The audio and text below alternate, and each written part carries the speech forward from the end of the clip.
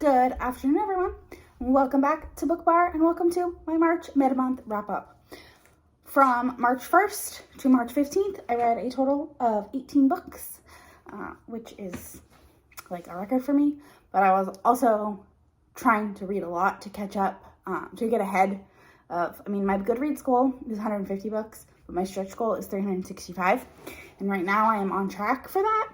And so and this weekend, my brothers are coming to town, and I know I'm not going to read, and I'm not going to be working Monday, Tuesday, or Wednesday of next week, so I'm not going to be listening to audiobooks, because I obviously won't be working, and that's when I tend to listen to audiobooks. But I figured I would do my mid-month wrap-up, just so that way I don't have a 7-hour long end-of-month wrap-up.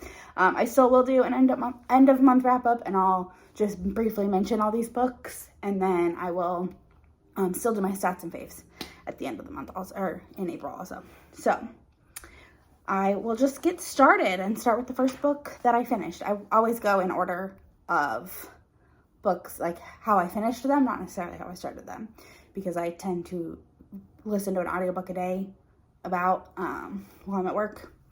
And so I catch up, and then I read ebooks at night or physical books at night. So I don't read those quite as fast, but all right. First book that I finished in the month of March was Just One Night by Carly Phillips. This was a childhood friends to lovers, boss employee contemporary class difference romance, with a secret baby trope or a surprise baby trope. And it was okay. I didn't love it, but I didn't hate it. There was a lot going on, but nothing going on at the same time. I don't think I like class difference in contemporary, where it's really they pointed it out the way that they pointed out in historical, and so I just didn't love that. I love it in historicals, which I know is weird, but I don't love it in my contemporaries. But I still enjoyed it, and I might continue on in the series. It was the next one's called Just One Scandal, and it set up those characters, and that one sounds really good. And then I listened to The Answer Is by Alex Trebek. It's just a memoir about Alex Trebek's life, and I love Alex Trebek. I actually cried when he died, because Jeopardy is one of my favorite shows of all time. And I hate that where I live, it plays at 4 p.m. What? Why? I know I live in Central Time Zone and everything's an hour earlier, when it's 8 p.m., 8 Eastern, 7 Central, but why? So Jeopardy is on at 6, up 2 hours away from me, near the big city that I live near. It's on at 7, or at 6, but here, it's not, it's on at 4, which is so annoying, because I was oh, yes, because when I moved into my apartment, I had to get TV, and so I was I can watch Jeopardy. Nope. It's on at 4 when I'm still at work. So that's great. And then I read The Bully by Sophie Lark. This was Dean and Kat's story. You meet Dean in The Air, and he's kind of the anti-hero, the antagonist. He does some really bad stuff in The Air. He is also Leo's cousin, and you kind of get how he was raised from that. And then Kat, you meet in The Rebel. That's Zoe's sister. And you get a hint at who the spy is. So I loved it. It was great. Absolutely fantastic. 5 stars. Because, I loved Dean and Kat. Their relationship was perfection. Perfection until I read the next one. But I'll get there soon. And then I read Cold Hearted Rake by Lisa Kleypas. This is, it's sad when the step back is more enjoyable than the book. This is the first book in their Avenel series, and I'm doing a read-along with some friends on Instagram, and honestly, this was my least favorite Lisa Kleypas book that I've ever read. Devin and Kathleen kind of felt like they were secondary characters in their own love story. And so I just didn't love it. I felt myself skimming through bits and pieces of this. A lot of the stuff was just meh, I don't care. I don't like this. the best part's the end when you start to get Winterborn and Helen's story. So that's why that one is not. I mean, I still give it 3.5 stars because it's still Lisa Kleypas. It's still great. I would honestly suggest reading this before any other Lisa Kleypas book, because every other book I've read by her has been amazing. 4.5, 5 stars. One I think got 4, but this one 3.5. So, and this one is the most standalone-esque in terms of it doesn't connect to any of her other series yet. This series does connect, but not this one. You don't see any characters that you would know yet. So I would if you're gonna start Lisa Kleypas, I would start with this one and then move on to her other series. But yeah, 3.5 stars. And then I read Boys of Breisha High by Megan Brandy. This was another 3.5 star book. I had a lot of them at the beginning of the month. This book was okay. I wasn't sure if it knew what it was trying to be. Was it hate to love? Was it insta love? Was it reverse harem? Was it? I don't even know what it was. I mean, I listened to it, and so I enjoyed that part of it. And I will probably continue on in the series, but it's not I need, even though it ended on a cliffhanger, I don't need to know what happened that badly to continue. And then I listened to Flagrant by Alexandria House. This is a black love sports romance with a lot of cheating, heavy on the cheating. I mean, it's basically the whole plot is cheating. This book was a mess in a good way. I gave it 4.5 stars. I really liked it. It was messy and angsty, and I usually don't like cheating, but this one was okay. But yeah, I actually, my heart broke at the end. I understood why that had to happen the way it happened, but it made me really sad. If you know, you know. Then I read A Certain Appeal by Vanessa King. This was part of my 12 books from 12 friends recommendations, and this is a Pride and Prejudice retelling set with a burlesque backdrop, and I really enjoyed this. I gave it 4 stars. It was very spicy, or not very, but surprisingly spicy, because obviously Pride and Prejudice is not. I mean, back then having a kiss was scandalous. So this one, surprisingly spicy. And I did really enjoy it. It's Pride and Prejudice. I mean, they're same character names, everything. Darcy's prideful, or prejudiced. Elizabeth's prideful. It was fantastic. I would definitely suggest picking it up. And the only reason I gave it 4 stars is because I still prefer the original story. Then I read The Perfect Play by G.S. Carr. This was just a fun little novella, sports romance, waking up in Vegas, brother's teammate. I didn't necessarily, the reason I didn't love this one that much is because, I gave this one 3.5 stars, was because the heroine was very much a not like other girls, to a point where that was her whole personality. And she basically babysat her older brother, or her twin brother, and I didn't love that. That was her whole personality, was babysitting her twin brother. I know obviously it was a novella, so there's not a ton that can happen, but I just didn't love it. Then, and honestly, for a waking up in Vegas, you think, and I've read some steamy novellas. This one, no steam at all. And they wake up in Vegas. You think there's going to be some steam.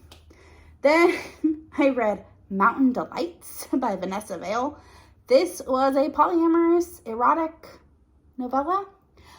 The way, I didn't rate this one because the way that I went into it, I was thinking it was MMF, but it was MFM. So I didn't care. I mean, it was good. It was steamy. It was very erotic, but I'm not going to rate it just because it wasn't exactly what I was thinking it was, and I don't want to make my rating lower based off of that. Then I read Devious Lies by Parker S. Huntington. I honestly considered DNFing this book at one point, but because I listen to an audio, I don't tend to DNF audiobooks just because I can get through them pretty fast. I mean, especially on like Audible, I can speed it up to 3.5 times speed. And I mean, not that I would, because that basically sounds like, I don't even know. But I could if I wanted to, so I don't tend to DNF audiobooks. I'll DNF a physical book or an ebook, but I won't DNF audiobooks.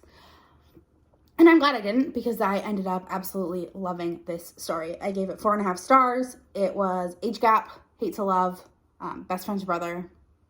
The only reason that I gave it 4.5 is because I didn't like the beginning.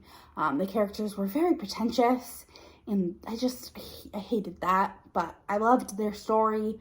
Their third act conflict was 100% believable, whereas a lot of times you're like, this is so stupid. It was just a miscommunication.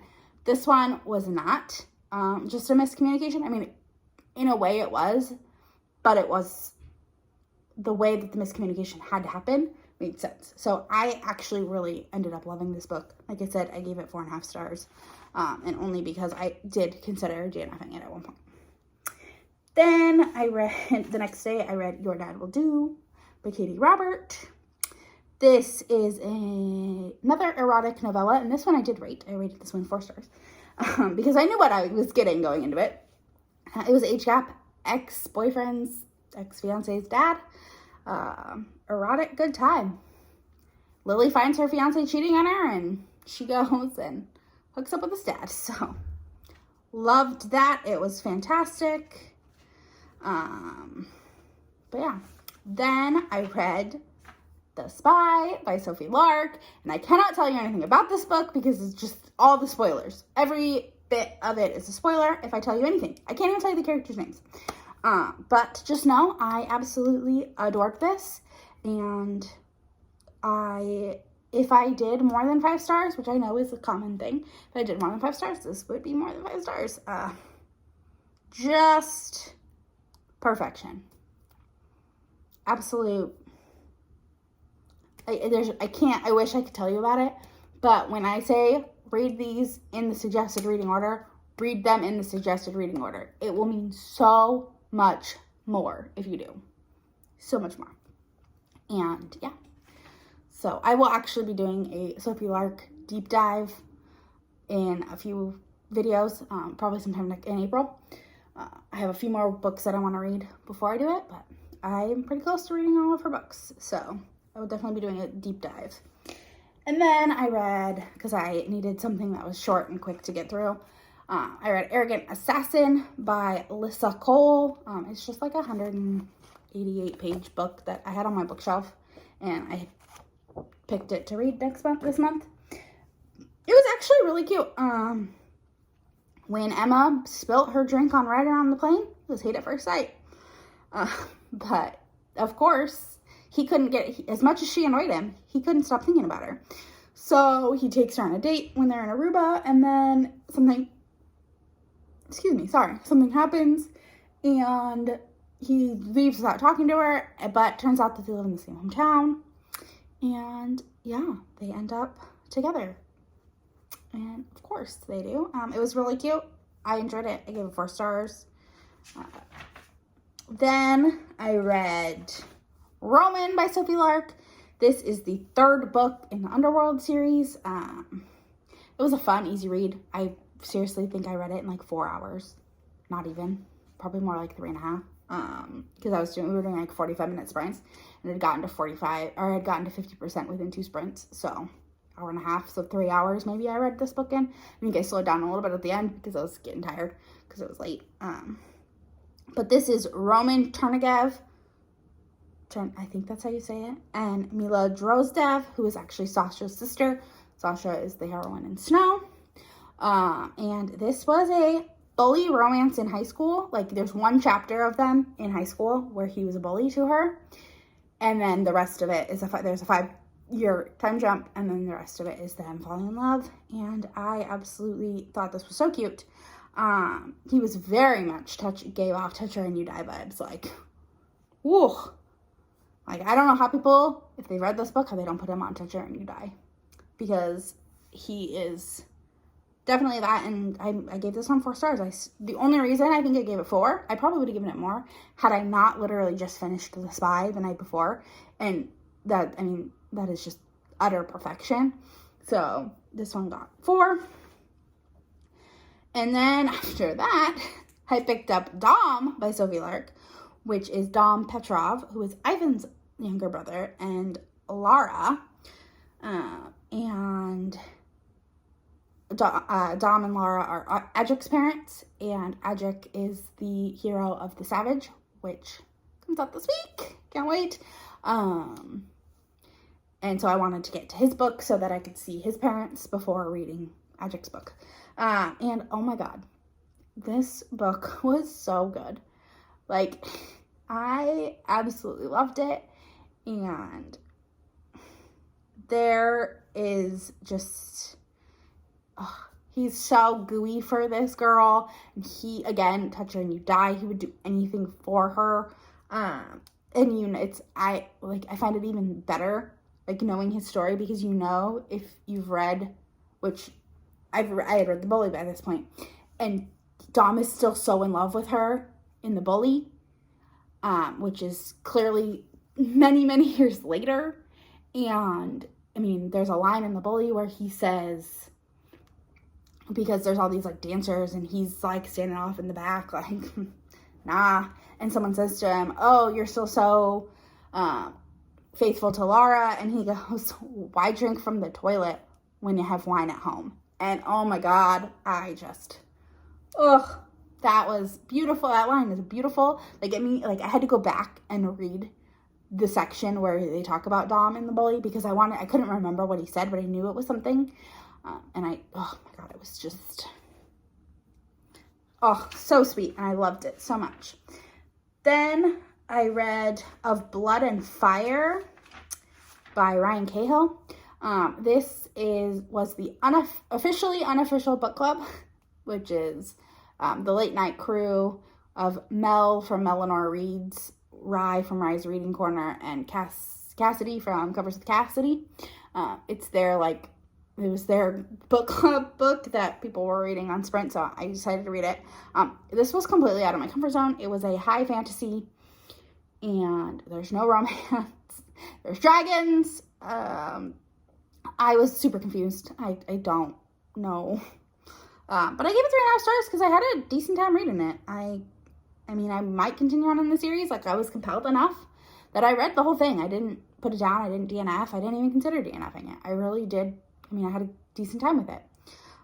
It was very long, so it kind of slogged through parts of it, but I enjoyed it. And it was my first, high fantasy with no romance. So then I read A Walk in the Park by Rebecca Weatherspoon. This was a Black love novella.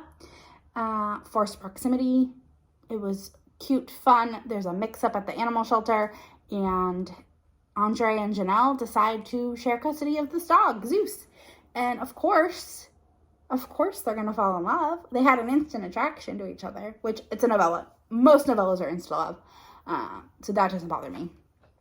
And I really enjoyed it. I gave it 4.5 stars. Then I read the last book that I finished between the 1st and the 15th was You Loved Me Once by Corinne Michaels. This was surprisingly sad. It was scary there for a minute that I was afraid that I read a book that didn't have an AGA. It's a workplace doctor romance between 2 doctors, and there's no boss employee. And so it's Weston Grant who's the hero, and he was so swoony. Oh my god. If I had a doctor like that, ugh. And then Serenity.